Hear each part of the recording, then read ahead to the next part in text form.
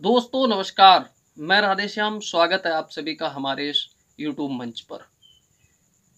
हिंदुस्तान में चुनाव आयोग का काम क्या है? चुनाव आयोग का काम है कि निष्पक्ष मतदान कराना, समय से मतदान को संपन्न कराना। देश के नागरिकों को ये हक है कि वो अपने नुमाइंदे चुनकर देश की पंचायतों में, प्रदेश की पंचायतों में भेजें। और चुनाव आयोग का ये कार्य है कि देश के नागरिकों को अपने नुमाइंदे चुनने में किसी तरह की कोई परेशानी ना आए। कोई दल, कोई सरकार अपनी पकड़ का, सरकारी मशीनरी का या किसी तरह का रुपए पैसे का दुरुपयोग न कर पाए। इन सारी चीज़ों पर निगरानी करने, समय पर चुनाव कराने, लोगों के प्रतिनिधित्व यानी जनता के प्रतिनिधि को चुनवाने का कार्य लोकतंत्र में, आज़ाद हिंदुस्तान में चुनाव आयोग को सौंपा गया है। और बखूबी ये काम 1952 से लेकर अब तक चुनाव आयोग करता आ रहा है। समय समय पर उंगलियां भी उठी, लेकिन उनके निदान भी हुए और उन पर स्पष्टीकरण भी देश की जनता ने जब जब मांगा, चुनाव आयोग ने अदालतों के माध्यम से अथवा अपने स्वयं के माध्यम से देश की जनता को दिया। लेकिन पिछले ये मई, अप्रैल, मई, मार्च और अप्रैल मई यानी 3 महीने, इन 3 महीने में देश की 4 लोकसभा सीटें रिक्त हो गईं। और नियम ये है इलेक्शन कमीशन का कि अगर आम चुनाव में 6 महीने बाकी हैं तो रिक्त हुई सीट पर चुनाव हो सकता है, चुनाव कराया जा सकता है, चुनाव कराया जाएगा, ये नियम है। और आप अगर याद करें, आप अपना ध्यान ले जाएं मई 2018 में, तो मई 2018 में कर्नाटक में 3 लोकसभा सीटें रिक्त हुई थीं और उन पर जून 2018 में चुनाव हुआ था। उसके बाद 2019 में फिर आम चुनाव हुए। वहीं आप अगर दूसरी तरफ ध्यान ले जाएं तो अभी नोटिफिकेशन चुनाव आयोग का जारी हुआ था। 6 राज्यों की 7 विधानसभा सीटों पर उपचुनाव हो रहे हैं। उन सीटों पर 5 सितंबर को मतदान होगा, 8 सितंबर को मतगणना होगी। और उन 7 सीटें जो 6 राज्यों की हैं, उनमें एक सीट उत्तर प्रदेश की घोसी विधानसभा है, जिसमें समाजवादी पार्टी के विधायक थे दारा सिंह चौहान। उन्होंने समाजवादी पार्टी से इस्तीफा देकर भारतीय जनता पार्टी का दामन थाम लिया है। वहां पर उपचुनाव हो रहा है। पश्चिम बंगाल की धुपगुड़ी सीट है, वहां पर जो एमएलए थे उनका निधन हो गया है। केरल की पुतपल्ली सीट है, वहां जो एमएलए थे उनका भी निधन हो गया है। झारखंड की ढुमरी सीट है, वहां पर भी जो एमएलए थे उनका भी निधन हो गया है। उत्तराखंड की बागेश्वर सीट है, वहां से भी जो एमएलए थे उनका भी निधन हुआ है। और त्रिपुरा की बाक्सा नगर सीट है, वहां भी एमएलए का निधन हुआ। और त्रिपुरा की धनपुर सीट जो है, वहां के एमएलए ने इस्तीफा दिया। रिक्त हुई ये 7 सीटों पर निर्वाचन आयोग चुनाव करा रहा है।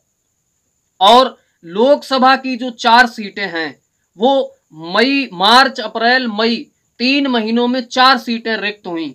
और उसके बावजूद, जबकि चुनाव में अगर देखा जाए तो जो सीट मार्च में रिक्त हुई है, नोटिफिकेशन भी आम चुनाव का मार्च में जारी होगा, अप्रैल में वोटिंग होगी, मई में काउंटिंग होगी, तो लगभग 1 वर्ष का अंतराल तब भी था। मई में जो सीटें खाली हुई उनमें भी 1 वर्ष का अंतर था, मई में काउंटिंग होगी। और अभी भी 7-8 महीने चुनाव में बाकी हैं। तो कहीं ना कहीं ये 4 चुनाव आखिर क्यों टाले जा रहे हैं? क्या सरकार जमीन को भांप चुकी है? मोदी सत्ता जो वर्तमान में पूरे देश में सत्ता बचाने की जुगत में तमाम छोटे छोटे दलों को, जो दल निर्वाचन आयोग में पंजीकृत भी नहीं है, उन दलों को जोड़कर जो अपनी जमीन तैयार करने की कोशिश कर रही है। क्या भारतीय जनता पार्टी ये सोच रही है कि 2019 का जब लोकसभा का आम चुनाव होगा, मोदी का चेहरा होगा, जनवरी में 21 जनवरी से 24 जनवरी तक राम मंदिर का लोकार्पण होगा, राम मंदिर का शुभारंभ होगा, उसका पूजन स्टार्ट होगा, पूरे देश में राम मंदिर के उद्घाटन की, राम मंदिर के शुभारंभ की सूचना जाएगी और पूरे देश में, पूरा देश जो भक्तिमय होगा। उसके बाद जनवरी फरवरी तक वो मामला भारतीय जनता पार्टी कहीं न कहीं पूरे देश में चलाएगी। मार्च में नोटिफिकेशन जारी हो जाएगा और अप्रैल मई में काउंटिंग और वोटिंग। तो उस समय क्या हवा दूसरी हो जाएगी? भारतीय जनता पार्टी की ये सोच है, या भारतीय जनता पार्टी के मुफीद इस समय हवा नहीं है, इसलिए सरकार ये नहीं चाहती है कि चुनाव हो। ये बात मैं इसलिए कह रहा हूं क्योंकि निर्वाचन आयोग की स्वतंत्रता का जो मामला था वो तो अभी पिछले दिनों ही साफ हो चुका है। जब निर्वाचन आयोग की जो नियुक्ति का मामला सुप्रीम कोर्ट में जब गया, उसके बाद जो एक कमेटी बन गई पिछले वर्ष कि 3 लोग निर्वाचन आयोग के आयुक्त की नियुक्ति करेंगे, जिसमें प्रधानमंत्री, नेता विरोधी दल और चीफ जस्टिस ऑफ इंडिया, भारतीय सुप्रीम कोर्ट के उच्च न्यायाधीश, मुख्य न्यायाधीश होंगे उस कमेटी में। ये तीनों लोग मिलकर निर्वाचन आयोग के आयुक्त की नियुक्ति करेंगे। फैसला 2-1 से होगा, जिधर 2 होंगे उसका नाम निर्वाचन आयुक्त के लिए फाइनल कर दिया जाएगा। लेकिन भारतीय जनता पार्टी पिछले दिनों जो राज्यसभा में बिल लेकर आई, उसमें ये स्पष्ट कर दिया कि अब जो 3 में से जो 2 होंगे वो सरकार के लोग होंगे, यानी एक प्रधानमंत्री होंगे और एक कैबिनेट मंत्री होंगे। चीफ जस्टिस ऑफ इंडिया को उस कमेटी से बाहर निकाल दिया गया है। यही बात तो chief justice of India DY Chandrachud ने कही थी कि जब जिसकी नियुक्ति ही आप अपनी कलम से करेंगे, वो व्यक्ति आपके खिलाफ कैसे बोल पाएगा। कहीं न कहीं उस अध्यादेश की हवा निर्वाचन आयोग को लग गई है, या भारतीय जनता पार्टी ये सोचती है क्योंकि जब चुनाव होते हैं, जब आचार संहिता लगी होती है, कहीं भी चुनाव हो रहा हो, तो सरकार को उस समय क्या करना चाहिए, क्या नहीं करना चाहिए, क्या बोलना चाहिए, क्या नहीं बोलना चाहिए, बहुत सारी चीजों पर, बहुत सारी बातों पर बंदिशें लगाई जाती हैं निर्वाचन आयोग के द्वारा। क्या भारतीय जनता पार्टी इस समय ये नहीं चाहती कि उसके ऊपर किसी तरह की बंदिश लगें? उनके प्रोग्राम में, उनकी योजनाओं में, उनके भाषणों में, उनकी रैलियों में, किसी भी काम में कोई बंदिश किसी तरह की लगाई जाए, क्योंकि चुनावी वर्ष है, अगले 6 महीने बाद चुनाव होने हैं। आपको बता दें कि जो 4 जगह रिक्त हैं, उनमें 29 मार्च को हरियाणा की अंबाला सीट रिक्त हुई थी। यहां से रतनलाल कटारिया जो भारतीय जनता पार्टी के सांसद थे, उनका निधन हो गया था। उनके निधन के चलते ये 29 मार्च को अंबाला की सीट रिक्त हो गई थी। उसके बाद आप याद करें तो 1 मई को यूपी यानी उत्तर प्रदेश के गाजीपुर की सीट, जो वहां से अफजाल अंसारी MP हुए थे, बहुजन समाज पार्टी के सिंबल पर 2019 में सपा और बसपा गठबंधन से वो प्रत्याशी थे। बसपा के सिंबल पर वो चुनाव लड़े थे और कोर्ट द्वारा उनको जब सजा पड़ गई मामले में, तो फिर वो सदस्यता अयोग्य हो गए, यानी डिस्क्वालीफाई कर दिए गए इंडियन पार्लियामेंट के द्वारा। उसके बाद 1 मई को वो सीट भी गाजीपुर की रिक्त हो गई। उसके बाद 18 मई को महाराष्ट्र के पुणे सीट गिरीश बापट जो थे, उनका निधन हुआ था। वह सीट भी भारतीय जनता पार्टी के सिंबल पर जीती गई थी। गिरीश बापट वहां से MP हुए थे, लेकिन उनका निधन हो गया था। उसके बाद 30 मई महाराष्ट्र की ही चंदरपुर की सीट रिक्त हुई थी। बालू भाई धानूकर, उनका निधन हुआ था। वो कांग्रेस से चुनाव लड़े थे और कांग्रेस के सिंबल पर चुनाव जीते थे। ये जो 4 लोकसभा की सीटें हैं, इन चारों लोकसभा की सीटों पर भारतीय संविधान के नियमानुसार जो नियम है कि 6 महीने से ज्यादा का वक्त अगर आम चुनाव में है तो चुनाव फिर करवाने ही होंगे। उस नियम के हिसाब से चुनाव इन चारों सीटों पर हो जाने चाहिए थे। और अगर मैं बात करूं पक्षपात की, तो 5वीं सीट भी अब तक रिक्त हो जाती। इटावा सीट के सांसद रामशंकर कठेरिया को आगरा की जिला अदालत से 2 वर्ष की सजा और 50,000 रुपए के जुर्माने का दंड अदालत से उनके ऊपर किया जा चुका है। लेकिन पता नहीं कौन सी अड़चन आ रही है या टेक्निकल फॉल्ट है, क्या मामला है ये तो हम नहीं बता सकते।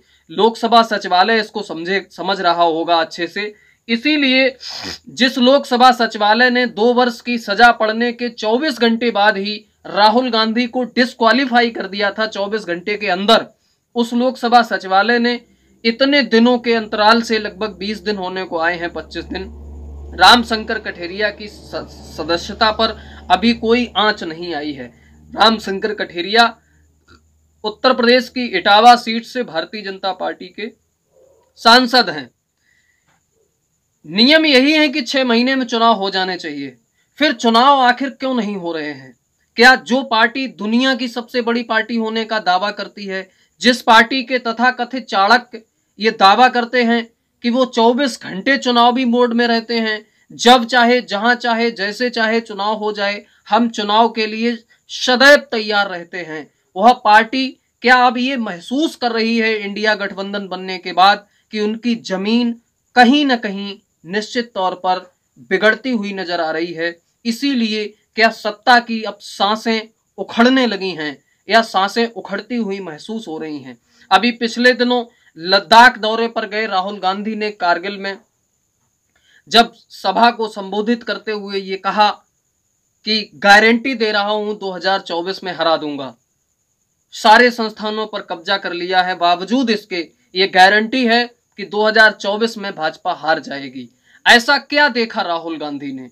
राहुल गांधी जिनके अंदर एक परिवर्तन देखने को तब से मिला है जब से उन्होंने इस देश में कश्मीर से कन्याकुमारी तक 4000 किलोमीटर पैदल नापे। उसके बाद जब वो देश के आम जनमानस से मिले, चाहे वो धान रोपाई का मामला हो, चाहे वह सब्जी विक्रेता रामेश्वर से उनकी मुलाकात हो, आम लोगों से जब से वो मिलने लगे, चाहे वह आजादपुर मंडी का उनका दौरा हो, चाहे वह कभी बाइक मिस्त्री की दुकान पर पहुंच गए हों, तो जब से आम जन यानी भारत की जनता जनार्दन से जब से वो मिलने लगे हैं, तब से कहीं ना कहीं उनकी पीड़ा, उनकी चीजों को समझने के बाद राहुल गांधी में जो कॉन्फिडेंस आ रहा है और जिस कॉन्फिडेंस के साथ वो कह रहे हैं, क्या जमीन पर उतरकर पैदल चले राहुल गांधी को जमीन की हकीकत पता चल गई है? इसीलिए वो इतने कॉन्फिडेंस से बोल रहे हैं कि 24 में हरा देंगे। अगर जमीनी हकीकत यही है तो फिर तो लाजिमी है कि इन चारों सीटों पर इसीलिए चुनाव टाले जा रहे हैं, और सत्ता ये नहीं चाहती है कि इन सीटों पर चुनाव हो जाएं, और अगर परिणाम विपरीत आए तो फिर कहीं न कहीं हवा बिगड़ेगी। जिन प्रदेशों में अभी विधानसभा के आम चुनाव होने हैं, चाहे वह छत्तीसगढ़ हो, राजस्थान हो, मध्य प्रदेश हो, तेलंगाना हो, हरियाणा हो, उन प्रदेशों में जो लोकसभा चुनाव से पहले जो विधानसभा के आम चुनाव होने हैं, अगर ये लोकसभा की 4 सीटों पर चुनाव हो गए और इनके परिणाम ठीक नहीं आए, तो फिर कहीं ना कहीं जरूर उन राज्यों के चुनाव पर इसका फर्क पड़ेगा। और यही सोचते हुए शायद भारतीय जनता पार्टी अभी चुनाव नहीं कराना चाहती है। ये अब आपके मन में निश्चित तौर पर इतना सब कुछ जानने और इतना सब कुछ सुनने के बाद 3 सवाल उपजे होंगे, और 3 सवाल ये उपजने चाहिए हर व्यक्ति के दिमाग में। निश्चित तौर पर ये पहला सवाल आपके दिमाग में आया होगा, क्या देश की राजनीतिक सत्ता ने अब इस देश के चुनाव आयोग को भी अपने नियंत्रण में ले लिया है? क्योंकि चुनाव आयोग तो स्वतंत्र है और चुनाव आयोग में जो नियमावली है उसके मुताबिक ही नियम है कि 6 महीने में चुनाव हो जाने चाहिए, फिर क्यों नहीं हो रहे? तो क्या सत्ता ने इस देश के चुनाव आयोग को अपने नियंत्रण में ले रखा है? ये पहला प्रश्न। दूसरा प्रश्न कि चुनाव आयोग की संविधान के अनुसार जो अपनी भूमिका है, खुद की अपनी जो जिम्मेदारियां हैं देश के प्रति, देश के संविधान के प्रति, देश के नागरिकों के प्रति, देश के लोकतंत्र के प्रति, देश की चुनावी व्यवस्था के प्रति, क्या चुनाव आयोग ने अब पूरी तौर से उन जिम्मेदारियों से, अपनी उस भूमिका से पूरी तौर से अब पल्ला झाड़ लिया है? चुनाव आयोग कुछ सुनना ही नहीं चाहता या बिल्कुल अंधा बहरा गूंगा बन गया है निर्वाचन आयोग? तीसरा सवाल कि 2024 के चुनाव को लेकर क्या दुनिया की सबसे बड़ी पार्टी या जो तीसरी बार का दंभ भरा गया लाल किले से भी, लोकसभा में भी अविश्वास प्रस्ताव के दौरान मोदी जी के द्वारा, अमित शाह के द्वारा कि हम ही आएंगे, हम ही जीतेंगे, जो बार बार ये दंभ भरा जा रहा था तीसरी बार का, क्या अब उनकी सांसें उखड़ रही हैं? क्योंकि जो सी वोटर सर्वे आया है उसके मुताबिक इंडिया जो गठबंधन है उसके पक्ष में अभी तक 41% यानी 41% लोग दिखाई दे रहे हैं, और जो एनडीए गठबंधन है उसके पक्ष में 43% यानी 43% लोग जाते हुए दिखाई दे रहे हैं। विधानसभा के हिसाब से अगर बात करें तो 1794 सीट जहां इंडिया गठबंधन के पास है पूरे देश में विधानसभा की, वहीं 1704 सीट एनडीए गठबंधन के पास है पूरे देश में विधानसभा की। अगर सरकारों की बात करें तो 12 राज्यों में सरकारें एनडीए की हैं, जिनमें 6 में भाजपा की पूर्ण बहुमत की हैं, 3 में भाजपा के मुख्यमंत्री हैं, दूसरे दल सहयोग में हैं, 3 में दूसरे दलों के मुख्यमंत्री हैं, भाजपा सहयोग में है, और उसमें सिक्किम भी शामिल है। सिक्किम में एक भी एमएलए भारतीय जनता पार्टी का नहीं है लेकिन सरकार में शामिल है, इसलिए एनडीए में उसकी गिनती होती है। वहीं इंडिया की बात करें तो इंडिया की 11 प्रदेशों में सरकार है, और जहां है वहां मजबूत स्थिति में है, जैसे बिहार, पश्चिम बंगाल, दिल्ली, राजस्थान, छत्तीसगढ़, कर्नाटका। क्योंकि अगर मजबूत न होती तो कमजोर स्थितियों में जिन जिन प्रदेशों में सरकारें थीं, इतिहास है कि पिछले 9 वर्षों में भारतीय जनता पार्टी ने 9 प्रदेशों में सरकारें गिरा दी, 9 प्रदेशों की मुख्यमंत्री हटा दिए, अपनी सरकार बना ली। तो कहीं ना कहीं जो 11 प्रदेशों में मजबूती के तौर पर उभरा है इंडिया, और उसके बाद जो सी वोटर सर्वे आया जिसमें सिर्फ 2% का अंतर है। अगर राजस्थान, छत्तीसगढ़, तेलंगाना, हरियाणा, इनके जो सर्वे आ रहे हैं, जिन सर्वे में कांग्रेस को आगे बताया जा रहा है, अगर इन 4 प्रदेशों में, 5 प्रदेशों में कांग्रेस की सरकार कहीं न कहीं बनाने की स्थिति में अगर कांग्रेस पहुंच जाती है तो फिर जो वोट ऑफ परसेंटेज है उसमें बहुत बड़ा परिवर्तन आ जाएगा, और फिर जो तीसरी बार का दंभ लगातार भरा जा रहा है वो दावा खोखला साबित हो जाएगा, और इंडिया गठबंधन बहुत ऊंची उछाल के साथ सत्ता पर काबिज हो जाएगा। इन्हीं सारे समीकरण और इन्हीं सारी चीजों को देखते हुए क्या सत्ता घबराई हुई है? सत्ता वो सारे पैतरे आजमा रही है। निर्वाचन आयोग को अपनी मुट्ठी में ले लो। संजय मिश्रा जो ईडी के डायरेक्टर हैं, जो मोदी सरकार के एक तरह से नॉमिनेट प्रतिनिधि बन के अब काम करने लगे हैं, उनकी जो भूमिका है वो कहीं ना कहीं संदेह के घेरे में अब आने लगी है विपक्षी दलों के द्वारा।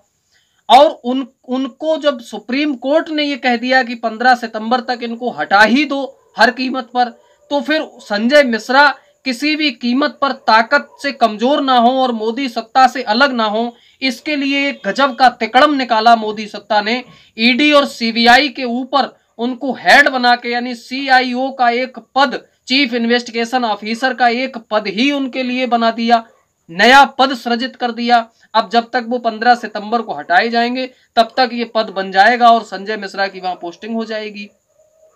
तो कहीं ना कहीं उसके बाद ईडी की जो भूमिका रही है, छत्तीसगढ़ में तमाम तरह से छापे मारे गए, वहां का चुना हुआ एक मुख्यमंत्री, 2/3 बहुमत का मुख्यमंत्री, बहुत प्रचंड बहुमत से छत्तीसगढ़ का चुना हुआ एक मुख्यमंत्री दिल्ली आकर मीडिया को यह बताने को मजबूर हो गया कि ईडी किस तरह से छापेमारी करती है, 5-5, 6-6 दिनों तक किस तरह से पूरे परिवार के बुजुर्गों को, बीमारों को और पूरे परिवारीजनों को, स्कूली बच्चों को बंधक बना के रखती है।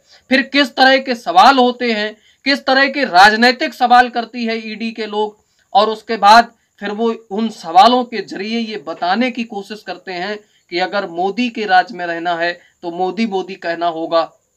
ये जो समीकरण निकल के सामने आ रहे हैं, संवैधानिक संस्थानों का जिस तरह से उनकी भूमिका संदेह के घेरे में होती जा रही है, वो निश्चित तौर पर ये इशारा कर रही है कि सत्ता घबराई हुई है। सत्ता जो एक तरह से किसी व्यक्ति की मुट्ठी में कैद थी, वो रेत की तरह अब उसे फिसलती हुई नजर आ रही है, और इसलिए देश के सारे संवैधानिक संस्थानों की स्वायत्तता, उनकी स्वतंत्रता को चाहे बट्टा लग जाए, उनकी साख पर चाहे जितना बट्टा लग जाए, उनकी स्वतंत्रता धूमिल हो जाए, उनकी छवि धूमिल हो जाए, इसकी भी कोई चिंता क्या सत्ता नहीं कर रही है? अगर ये सारी चिंताएं सत्ता कर रही है तो फिर क्यों नहीं नियमानुसार वो सारे काम देश में हो रहे हैं जो होने चाहिए, चाहे वह भ्रष्टाचार से जुड़ा मामला हो, जो लोग भारतीय जनता पार्टी में शामिल हैं उनके खिलाफ भ्रष्टाचार की फाइल एकदम से बंद हो जाती है, और जो लोग इंडिया अलायंस के साथ हैं उनके ऊपर बिना किसी मामले के भी ईडी और सीबीआई केस बना देती है और उनको जेल में डाल देती है। जैसे सत्येंद्र जैन जेल में हैं आम आदमी पार्टी के, लेकिन अब तक आरोप तय नहीं हो पाए। मनीष सिसोदिया जेल में हैं आम आदमी पार्टी के, आरोप तय नहीं हो पाए। क्या उन्होंने किया, क्या घोटाला किया, कोई बताने वाला नहीं है। बस घोटाला किया है, लेकिन क्या घोटाला किया है, कितना घोटाला किया है, इसका कोई जवाब नहीं।